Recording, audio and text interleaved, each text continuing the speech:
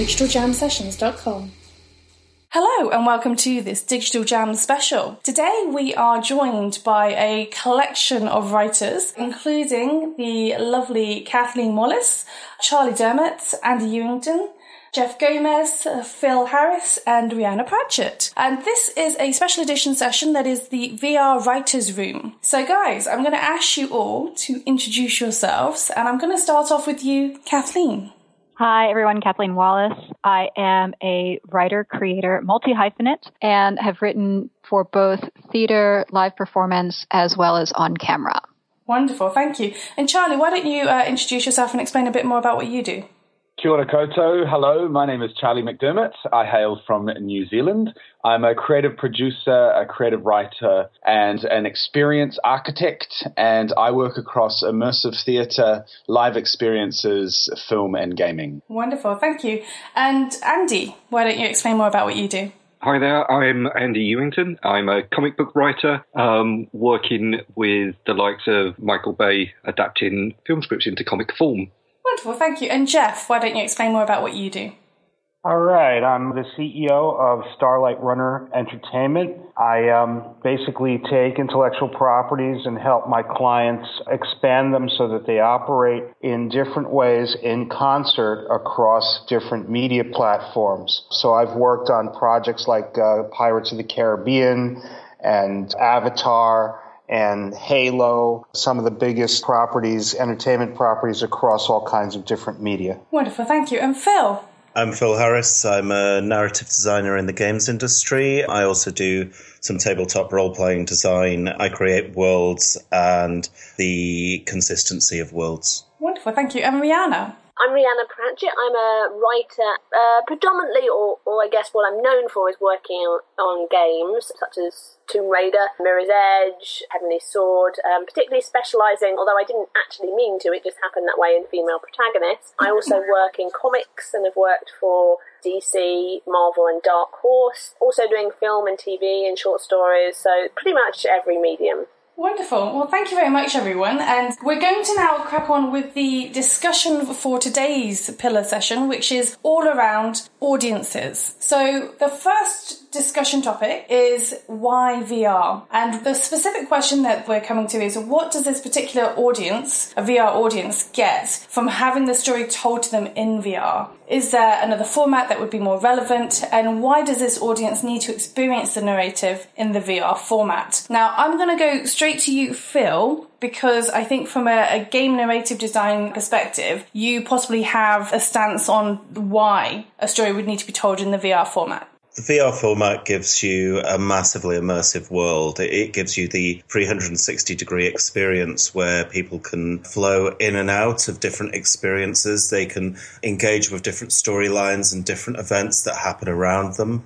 And they can get a very, very positive feel from the experience through that. The experience can be led by other people or it can be led by themselves. And that opportunity of choice is the very, very substantial basis of like VR and a VR experience. Okay, and Jeff, what's your stance on this from a multi-platform perspective? Is VR an important part of this mix, do you think? Well, it's absolutely an important part. I do believe we're very, very early in the process and that eventually VR will manifest as a very unique and singular medium requiring its own language and the necessity to write in a specific way to develop these kind of immersive and participative narratives. So, Charlie, from your perspective, I think a lot of people are going to look at VR and writing for VR audiences as something that comes quite close to immersive theatre, in as much as when you're recording the content, if it's live action, for example, it comes very, very close to the immersive theatre experience, and there's really no opportunity to kind of pause and retake or take stock of the moment. But really, you just have to kind of keep on ploughing through until you're done with the scene. So, from your perspective, Charlie, what's your take on VR as a format? Thanks, Tanya. Yeah, I think it's a really exciting time. I mean, it is the experience economy at the moment. So audiences and consumers are looking to pay for memories. The product economy is gone. The service economy is over.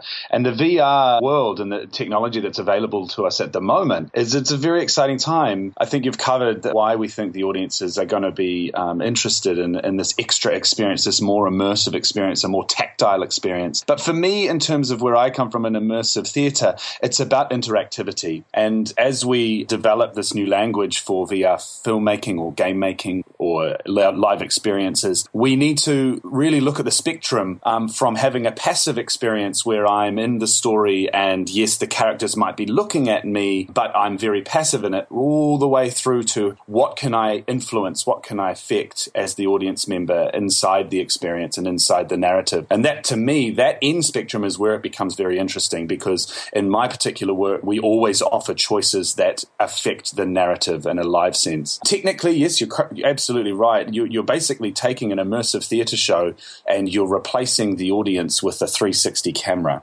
And that's the technical part of it. And as Jeff absolutely says, we're just at the cusp of the beginning of this wave. And we mustn't forget that as soon as VR moves, as we go through this process, it's really going to move into AR and mixed reality, where we're putting the audience in a real geolocation with this technology around them, and we're blending the two realities. So, yeah. Perhaps that's a discussion for the next time. Another one. Yeah, that's right. Another discussion, Charlie. Thank you. Yes, absolutely right. But I would say, too, just on that, I think there is a real danger with audience, because audiences turn up to the cinema, to social spaces, to theme parks, to theatre to have a shared experience. And by strapping this large, cumbersome current headset on someone's face, we are removing that potential of collaboration and connection between a group of people. And that is a big part of why we go somewhere. It is to have the entertainment and the experience, it is, but we can't ever forget that there are other people around us experiencing that with us in that very moment, which is why theatre has never died. It's very special because it's only for that audience in that time, right then, right there. So it's just a little thing to remember. It's interesting that you say this, though, because I think one of the things that VR is being kind of touted for over something like AR, for example, is this notion that actually from a games perspective and a gaming perspective, that it allows people who are gaming on different sides of the world, for example, to actually be able to step into the same room together and have an immersive conversation. So to have a third space where they get together and they talk. And I'm curious from your perspective, Rihanna, whether you think that VR has that potential to not just be a storytelling arena, but to be that social interaction arena as well from an audience perspective. So is it more a case of we all step into VR and we're sat in a theatre environment watching another screen within that VR environment? Is that the kind of thing that we should expect to see?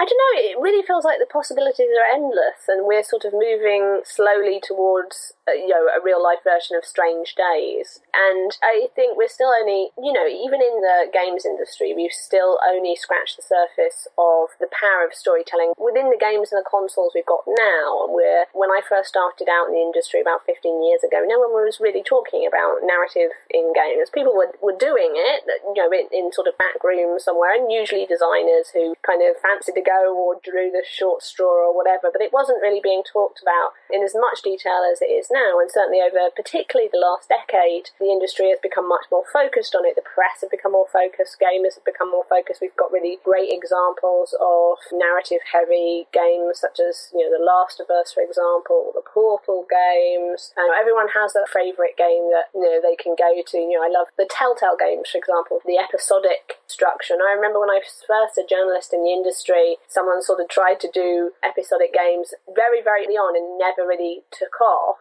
And I don't even think it got published. And I thought, that's a really interesting experience. And then it kind of took another decade or so before that actually started becoming a reality. So it feels like we're a little bit more on from that. And, as I said, we're only scratching the surface of what we can do in games. So it's still such early days with VR. And I also think it has a lot of potential as well as a social space for being a relaxing space, a healthy space. You could kind of go into as well as a narrative experience, a peaceful experience. You can kind of walk around a garden if you live in the top of a council flat or something like that.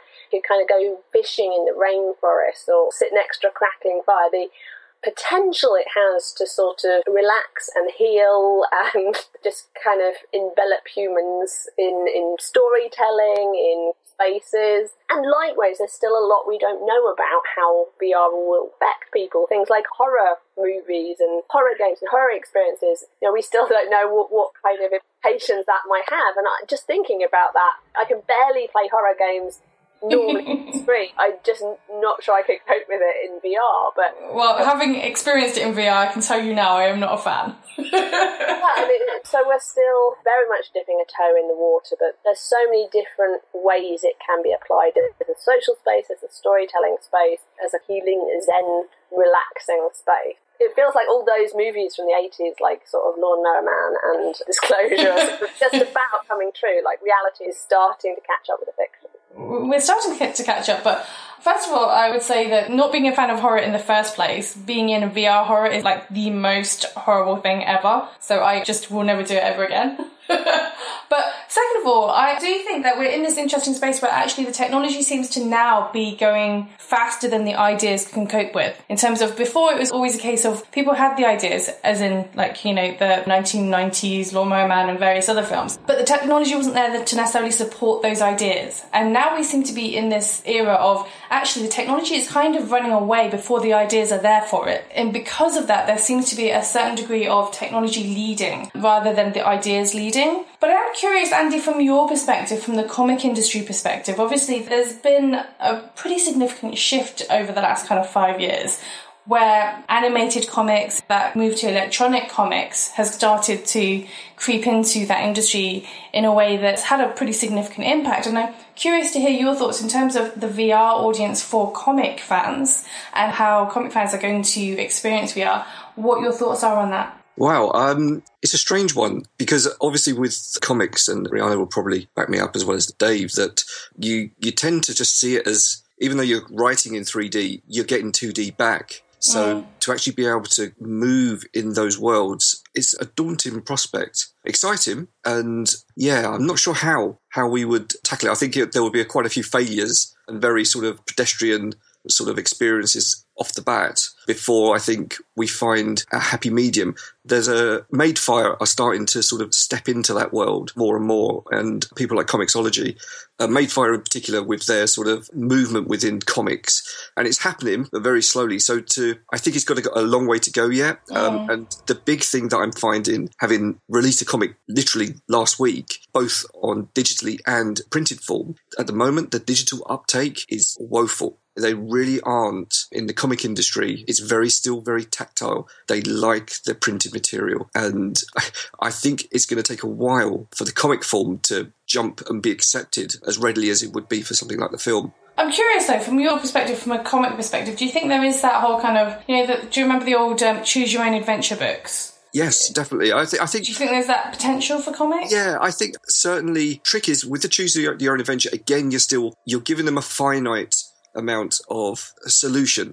Each one would have to be illustrated, drawn. For a render to work in that world, it's a lot easier than, say, an illustrator who has to try and then illustrate every single sort of nuance that's going to happen. So I think it will work for the comic form. I think it will be perhaps limited because of you want to retain the artwork still, rather than just create a rendered or a 3D version of that. So yes, it has potential. I think it will be more structured and less free than potentially a film or a TV sort of working, or a game working.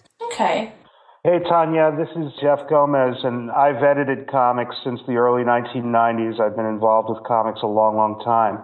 The thing about comic books that we've all loved when we were young was that feeling of immersion. By sticking our faces only inches from the comic book page, we could be in that world and watch as these characters had their struggles and did their heroic deeds against the villains. One of the frustrations I've had with digital comics is that level of immersion breaks up a little bit, because in order to see the comic book material, you have to move maybe perhaps one frame at a time. There's some limited movement that's kind of cool, and we're seeing stuff even more dynamically move around, like the new Deadpool series. But I actually think that VR can be helpful here, and I'm not saying that comics have to change radically in order to meet the VR medium. I just like the idea that it could make our enjoyment of this beautiful artwork and the almost childlike experience of interacting with comic book panels so immersive that the rest of the world literally goes away, and we can enjoy the medium for what it is, the 2D comics medium, as opposed to animating it or turning it into some kind of cheap cartoon. I like the idea of using VR to recapture that really intimate and intense experience of enjoying comic books. Interesting. I'm curious, Kathleen, from your perspective, from a theatre perspective, and I think Charlie commented on this earlier about this idea that actually one of the reasons why theatre really has never died is because it is a unique experience every single time. And I'm curious from your perspective what you think VR can bring to the table if what you're doing is recording a singular performance. That kind of mitigates the magic of theatre in that every performance has its nuance, has its slight difference because it is unique. Yeah, every performance in theater is unique. I think one of the elements, as Charlie said, we do crave that communal experience, but we also crave live experience. And I think that you can get a sense of separation from the media that you're consuming now. And one of the things that to me seems very appealing about VR is that it is closer to a live experience, that you're actually in the room, you're actually experiencing this at this point in time. And if you look at the proliferation of live streaming technology, I think that we're coming back to that now, where we need that real-time interaction. And so VR can provide us a way to have a sense of real-time interaction on demand.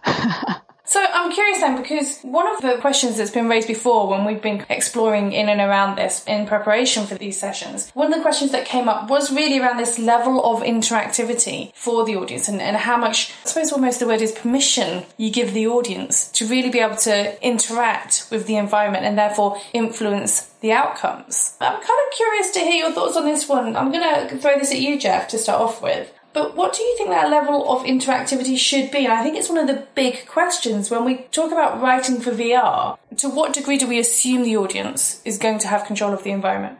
That's going to be a matter of the progression of the technology and language of the computing power of VR. We've seen dozens of passive audience experiences of VR where you're sitting in the middle of something and looking around and something interesting or dramatic happens, but it happens around you. Clever VR narrative designers can make it feel as if it's sort of happening to you. You're being addressed and so forth, but you tend to be fixed in one spot, the old, I'm in a hospital bed watching the narrative unfold around me. I think it's going to scale up. I think you're going to have what I call the interactive singular, which just the other day, these VR sex machine people, okay, the Virtua dolls, had to actually suspend their fundraising because there was such a gigantic demand, because you're going to be able to operate some kind of machine to allow for sexual interaction to be simulated. So interactive singular,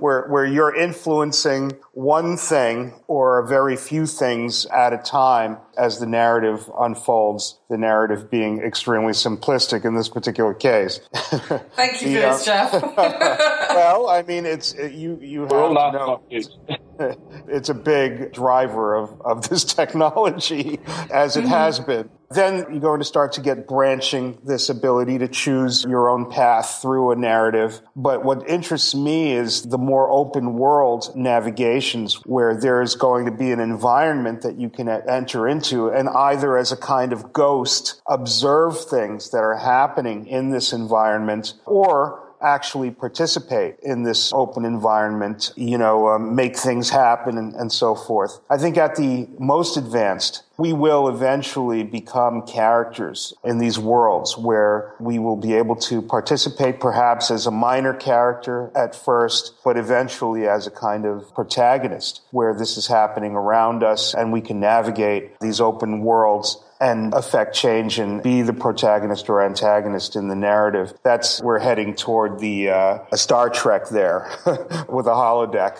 Okay, so assuming we're heading towards this kind of holodeck future, if you like, I think the interesting thing from my perspective, and I'm going to ask this one to you, Rihanna, because I think you've got this notion of the open world exploration and somebody kind of exploring that open universe. But the kind of driver for this conversation is really how do you create narrative, or how do you create a story within that context of this vast open universe that you can explore within VR. And I'm curious from your perspective whether or not you see a significant difference between writing narrative for a game like Tomb Raider and creating a virtual reality universe that somebody can explore. Well, actually, I think it may be the kind of the smaller, the character-based stories where VR is really going to excel, rather than the big open worlds. For example, the kind of World of Warcraft in VR. I think we're a long way off that. Gaming at its heart is an empathic medium. It puts you in the shoes of other people. Now, often in the past, those people have been gravelly voiced space marines, but we're getting away from that now, and we're starting to explore, especially in the indie scene, putting players in the shoes of many different diverse characters and giving them experiences that they wouldn't normally have in real life. We even got a feedback from Tomb Raider about that, where from male players, where they were put into the experiences of a female character and therefore kind of felt they suddenly understood things about how women have to operate in the real world that they would otherwise, which I thought was really interesting. So I think it's those character-based journeys that's what's particularly interesting for me. It's the kind of the smaller stories, the smaller and more meaningful stories, rather than the kind of the bigger worlds. It's sort of what we can do with character, what we can do with experience, what we can do with journey. And I think that's where VR is going to really excel. And I think it's also going to excel in those, as I was talking about earlier, the peaceful experiences, there's kind of the jungles and the kind of oceans, and kind of going into VR to relax. I think that will easily catch on. And obviously we're talking about a medium that is not yet mainstream and still probably has a long way to go before it's mainstream. And I think it's those kind of smaller experiences. I was looking at something like Jester Solitaire, for example, where you're basically sitting by a nice roaring fire and there's gentle music from the radio and you're swishing the cards around in front of you, and it's very relaxing and peaceful. And I think that's going to be the sort of thing that helps push this, aside from the price point, into mainstream, these kind of smaller peaceful experiences that kind of resonate with everyone. And then I think it's going to be things like character journeys, sort of similar to what we were doing with Lara, really, where you are stepping into the shoes of another character. That it's not necessarily role-playing a character in the way you would say in a Fallout game, but actually stepping into the shoes of another character and getting that experience. I think that's probably, for me, what's the most interesting, and I think what's going to reach the audience first. I think that need to take before we go into the huge open worlds, because they have their own problems with kind of storytelling as it is, and that we are starting to overcome that.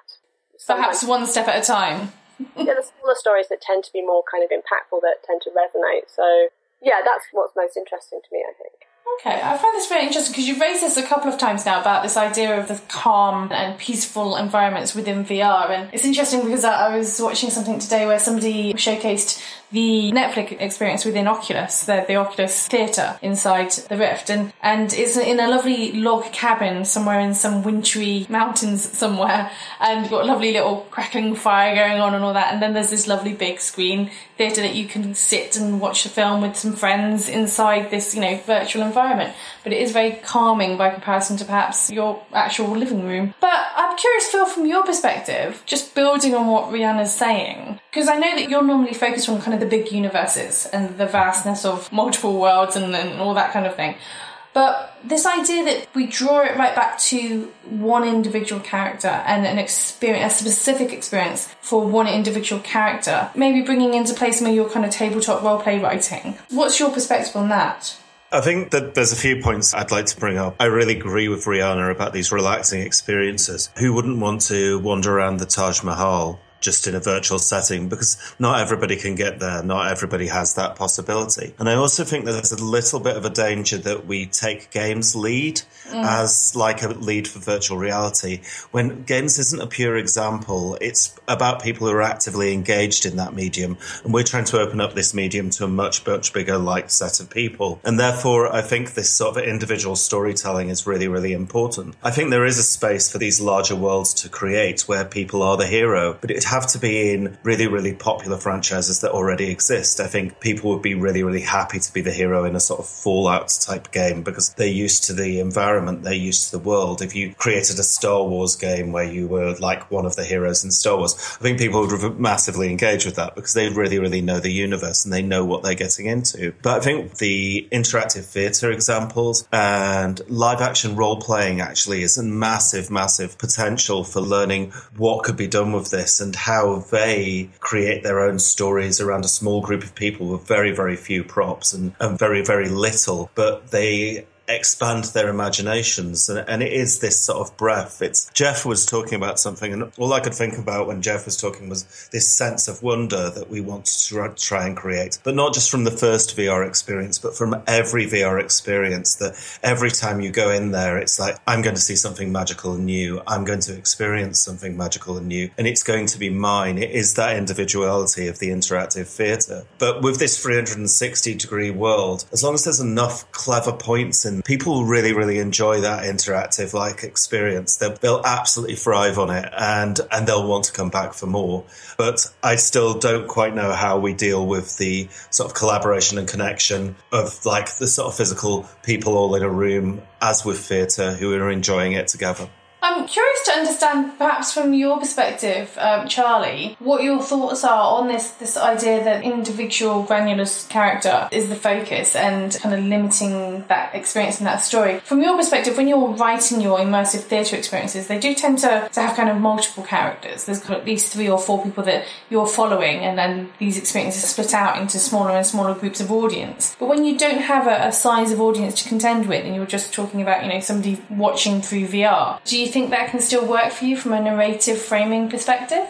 Yeah, we spent many years struggling over this question of how interactive, and we look at punch drunk examples which are entirely free roam, but I come out of those experiences going, what was the story? And some audiences do want the free roam experience, but we came back to, we had a Hollywood beginning, middle and end narrative, and how do we deliver that through an immersive and interactive experience? And another example actually, which is, it's already been mentioned, but The Last of Us, which is the greatest game ever made, it has a wonderful, wonderful balance of story cutscenes to gameplay, and it takes the audience on this seamless journey where even though I'm watching a cutscene, I still feel so part of what is going on. It's not as a passive experience. So we took some of that thinking into our recent development of Gen Z, and it is the eternal balance because the audience, you have to give them the story. You want to make them feel things, but you also need to give them choice, and there's a little bit of trickery around how we do that. But it's trial and error. I do think in terms of a VR experience, if we were to take Gen Z as an example, what I would want is I would want the choice to follow or be in the shoes of or nearby all 12 of my characters. So I'm not just following one and having one experience and I get split into one room. I want to be able to go back and then experience that again as another character, or as one of the audience plants, or as the pregnant woman who starts miscarrying. I want to have the option, and I would have to shoot every single pathway so then I can go back and then experience those scenes from a different angle or from a different perspective or a person's shoes. I mean, it's no different to creating your avatar in Oblivion or in Skyrim, where you've got up to 10 choices of little characters, and they all have different arcs that you go on with them. But yeah, I do think having the one experience where I can walk around and maybe affect some choice, yep, it's cool. But if we could multiply that by every single character within a story, that would be super interesting for me. And certainly if we were ever, we've talked about this with a bunch of quite big people about creating a VR experience around the show, but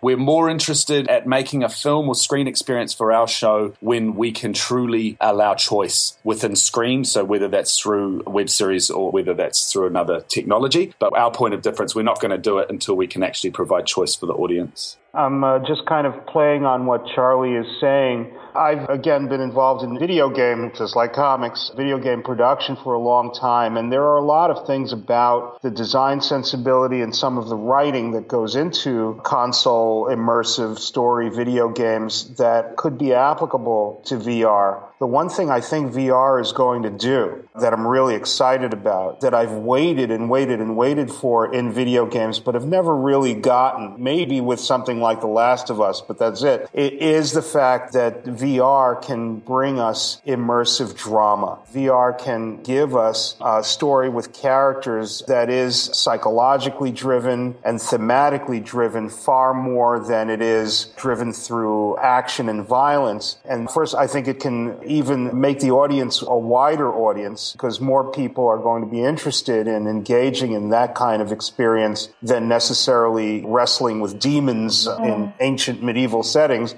It can make it attractive and it will pull on our emotions and make this a much more emotionally intense experience even than the feelings we feel, the extreme feelings we feel when we're playing video games. It's interesting that you state this, actually, because Solomon from Rewind, when he was on the show, was talking about the experience that they created, the VR experience they created for the BBC, which was around the Strictly Come Dance thing. So for our American listeners, the equivalent is Dancing with the Stars. And with that experience, they had one of the executives from the BBC go through the VR experience, and she had the headset on her head and she was watching. And when she was done watching this, effectively it was just a behind the scenes at the rehearsals and then the live show itself, and you were there, you know, in the space with them from a VR perspective. That's what they were doing. And she lifted that headset off her head and she was in tears. And nobody in the room could quite understand why she was in tears. But afterwards she explained that she had danced when she was younger, but she had kind of given up hope of ever really being able to dance professionally. And that this was the closest that she ever thought she would ever be able to get to something like that. And that's why she was in tears. She was very emotional about the whole experience. And it's interesting because I think we do have this unique opportunity with VR to create instant empathy. But it's how we leverage that instant empathy as writers, as narrative storytellers, to then continue to leverage on that empathy that we've gained just purely by the fact somebody's entered the environment. So this brings me to one of the other questions that we were asking previously, which is about this whole, how do we leverage and build on this instant empathy of the format of VR in the first place? And I'm curious perhaps to hear from you, Kathleen, because from a theatre perspective, I think you're probably the closest to this in as much as, you know, as soon as you sit down in a theatre, there is an instant empathy, an instant connection with those actors on a stage. I'm interested to hear from your perspective how you think we can leverage that instant empathy that occurs with VR into meaningful story and content of substance for VR. Right. Well, it goes back to what I was saying before about the live experience. So getting that sense right away of I'm in the world right away. But also I think this third question really truly builds on the second question, which builds on the first question. So what do you want your audience to get out of this that helps you figure out why you need to tell this in virtual reality? And that goes to what Jeff was just saying about the able to get into the character's head more, that you have a chance here in virtual reality to do in a way what you can do in a novel, but that you cannot do in a visual medium where you get to hear the thoughts and not necessarily hear the thoughts, but get to experience the personal aspect right away, what that character is experiencing right away. So if it's that change in perspective, that ability to put yourself in the other person's shoes immediately, that I think creates that empathy. And in theater, you do have that because you have the live person right there. In virtual reality, that's taken one step further because your brain can believe that you are that person or that you're truly there in the world with them as opposed to having that fourth wall separating you.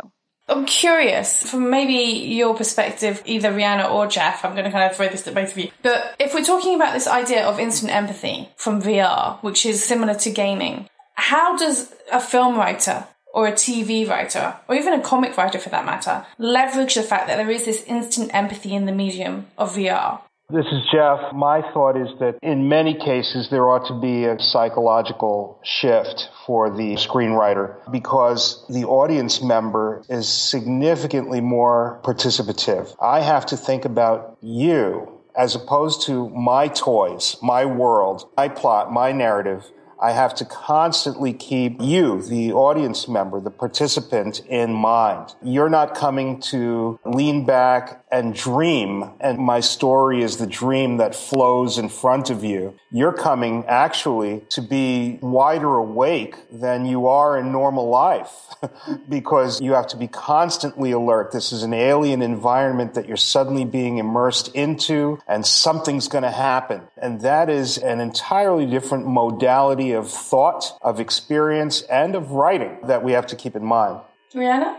I mean, this is kind of what we have to balance in game writing all the time, and you're always trying to balance the needs of the narrative, the story you want to tell, with the needs of the gameplay and the needs of the player for this to be a fun and immersive experience. And that was something we had to juggle a lot with Tomb Raider, because when we had a proper character, i.e. Lara Croft, and not someone you were just sort of stepping into the shoes of, and they were a blank slate character, you know, she's an actual character with a history and friends and things like that. And you had to be very aware of not keeping the gap between the player and the player character close, and trying to keep that as close as possible, because as soon as you've got your character doing cool things or doing really unexpected things that feel out of line with what the player, you might have got the player to get a feeling, or they're doing something really cool in a cutscene that they can't actually do in the gameplay, and then that's frustrating for players. So you're always trying to keep player and player character aligned, and so that's going to be also one of the challenges. And probably the main ones, I mean, we're still sort of wrestling with doing that in the mediums we've got.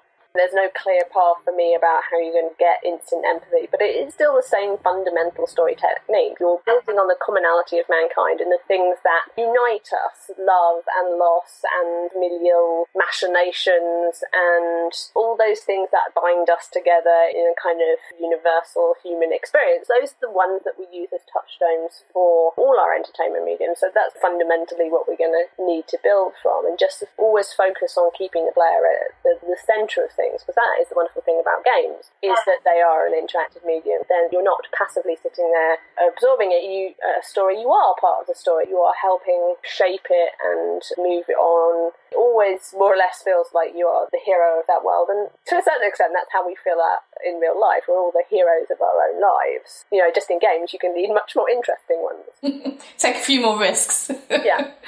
I'm curious, Andy, from your perspective, because I think of all the mediums that we're talking about here, and everybody that we've got representation from today in this specific conversation, I think you possibly have the medium that has the least interaction directly with the audience. And so from that perspective, I'm interested to understand, from a comic writer's perspective and a comic narrative designer's perspective, where you see the crossover of skill sets in terms of creating content or writing narrative for VR, and that bridge gap between the two. Because I think there's quite a clear bridge between all of the other verticals that we're talking to today.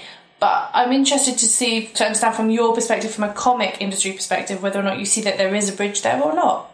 Yeah, I think so.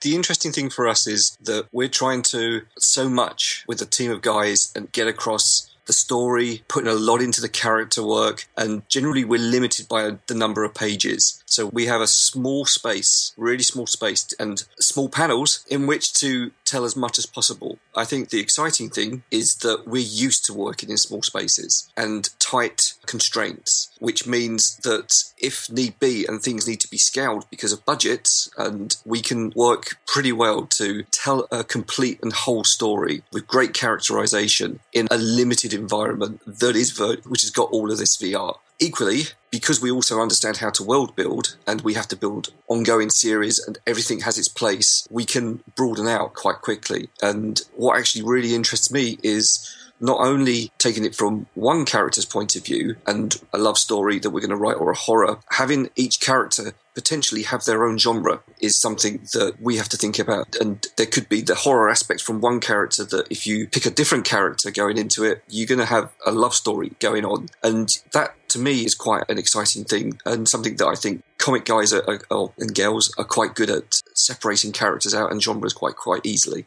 Interesting. I'm going to throw this last question on the table before we wrap. And this notion, and I know that we've discussed this a couple of times now, especially with Charlie and Jeff, but this idea that there is a need for transition into a VR environment. Now, I know I've mentioned this before, but there was research that's been done by the chaps over at Dubbit who run We Are VR, and they were talking about this mental need to be able to disconnect from the physical world as we enter the VR environment. Elevator, lift, shaft, going into the lift and the doors open and you're then in the new environment, or something very similar, opening a door and beyond the door is something within the VR environment. I'm curious to hear thoughts from the group in terms of, do you feel that this notion of transition into VR, once you've actually put the headset on, to then need another additional transition into the VR universe, Do you think that's something that can be written for? Or do you think that's just a mechanic that needs to occur?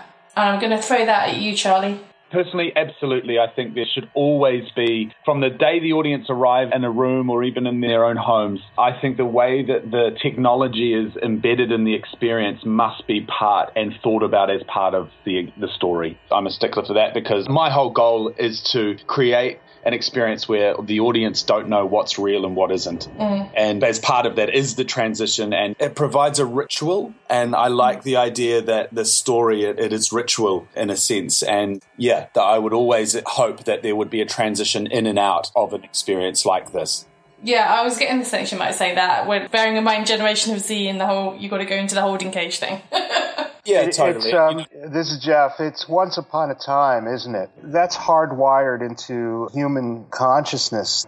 The fact that the fire had to be started before the stories began, way back in primitive humanity. We see it moving through the box office and moving into the auditorium, the pretty lights on the screen before the movie begins, even in radio, the music, the overture before the radio play or the theatrical play. We're going to have that transition experience in VR. It's just a part of our nature. But it's also going to have to prepare us for an experience that's very, very different from almost anything else we've encountered. So I'm going to be fascinated to see what we come up with in ways that transition us, because it doesn't have to be a didactic once upon a time. It literally can be a portal or a threshold into another world.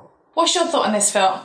I think Jeff and Charlie have hit it on the head, and Kathleen as well earlier when she was talking about sort of like the interactive. I think that once people have made the transition into that world, then what they perceive within that world is going to be the expected norm for the period of time that they take part in that experience. Anything that you are here and you are going there and you are going into this thing where the rules are slightly different and the rules have changed because we can't create the world. The world's been created in millions of years and we don't quite have the time to do that in this experience. It's really, really important that they get that point of breathing in and breathing out, the end titles of a movie, the applause. And I've seen the transition done in many, many different ways. I mean, even in film, I still go to cinemas where the curtains draw back before you see the cinema screen. Yeah. And that relates back to the theatre and the sort of the applause, the silence, the light, the house lights coming down,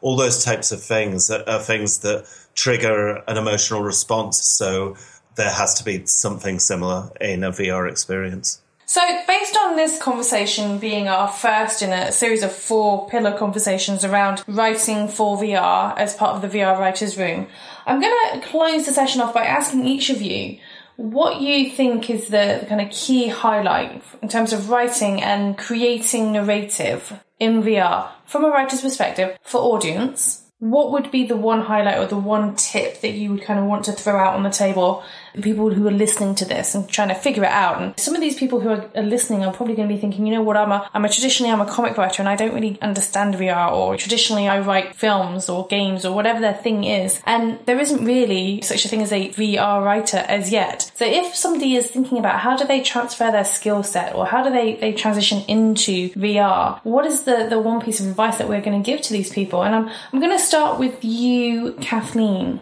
Great, thanks. So this actually builds for me on the last question about the transition. And I think that, yes, absolutely, we have to be deliberate and about how we transition people in and out of these worlds. And part of that is because I think there's a higher level of responsibility for the writers in this realm. We've all mentioned at different points in times during this conversation about the emotional impact of being immersed in a world. And so we are going to have to really take care of the audience in a way that we haven't had to in the past, because there is that fourth wall, because there is the barrier. And Charlie, what's your thoughts on this? My thoughts are that the writing must task the audience within the story, even if they're passive, all the way through to being able to make choice or interact. I do think the writers must focus on who are they and never lose sight of that within their own narrative. Okay. Andy, what would be your thoughts? Mine would be it to write for multiple characters in multiple situations, and don't think it's about one person taking a journey, either following a route or interacting in the world, there are many threads and many crossovers and potentials for different character stories to be told and to be dipped into and experienced. Okay. And Rhianna, what about you?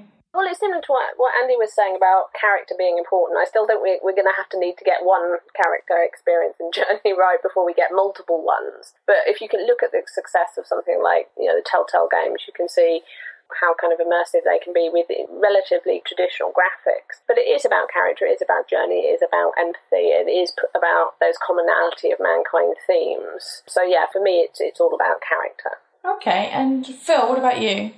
For me, I agree with everything everyone else has said, but I think there's also the consistency of experience is very, very important, that the person engaging in the virtual reality experience feels that all the rules stay the same and that the world is consistent around them, because otherwise you break immersion and therefore break the point of the virtual reality.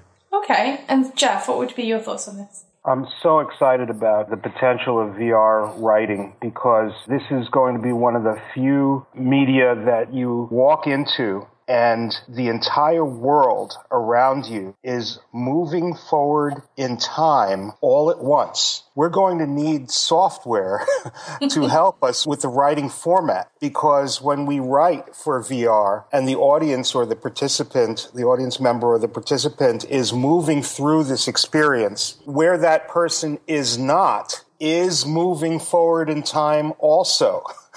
So you're going to need a cue to the left or right of your screenplay telling you what's happening over there in that room or over there in that city, in that other location, so that you can go back and keep writing in this kind of synchronous process. That will allow for the character to be able to re-experience this thing in so many different ways and have so many different kinds of narratives as they move through this world. That is a perfect hook to our next session or a future session where we will get into the technical aspect, but also this idea of concurrent writing and, as we called it, distant mountains, which we will get to in future sessions. But for now, we're going to wrap up this particular VR Writers' Room session. And before we say goodbye to you all, what I would like to do is give everybody who is listening the opportunity to find out what you're up to follow you, to just generally know who you are.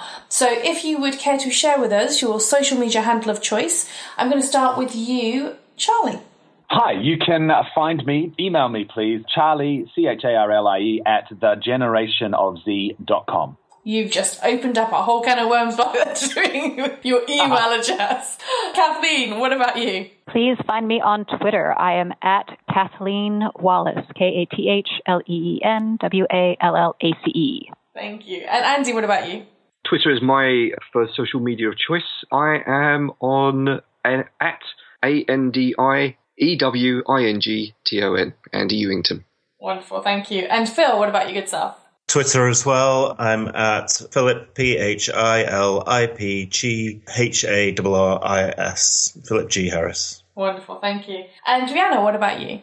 Twitter also, I'm at RePratchett. That's RHIPRATCHETT. Thank you. And Jeff? I'm on Twitter at Jeff_Gomez. That's Jeff_Gomez. On Facebook, Jeff Gomez, and Starlight Runner Entertainment. Wonderful. And just as a reminder for our listeners, don't forget the underscore, because there is another Jeff Gomez and he doesn't take kindly to new followers.